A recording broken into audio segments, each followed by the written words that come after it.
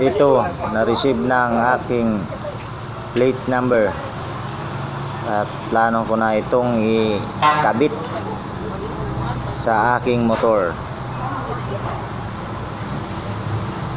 At dito ko nilagay yung may instruction sa likod ng sticker, ang light sticker na ito. Diyan ko nilagay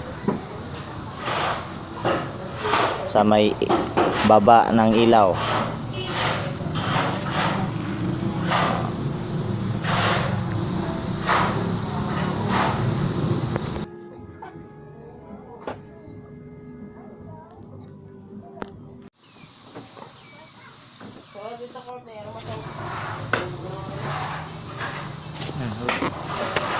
Diyan sa blue line, blue color, diyan ko nilagay yung sticker na may guhit sa gitna, yung walang words o instruction sa likod. Yan ko nilagay.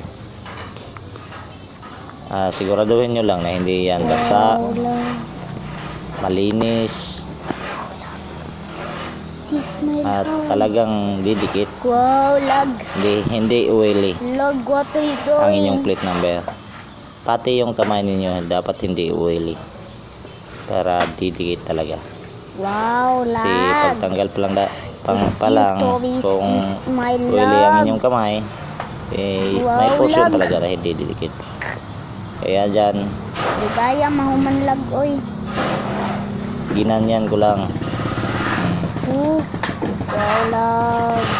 Sa mga hindi pa nakapanood, ganyan lang yung ginawa ko. Yan. Wow, chula. Bago mo ikabit.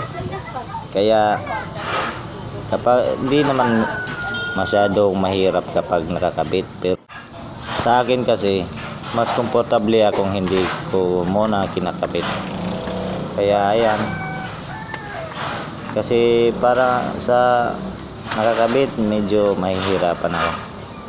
Kaya yan mga lodi, nagawa ko ng aking kung paano ko ikinabit. Salamat po.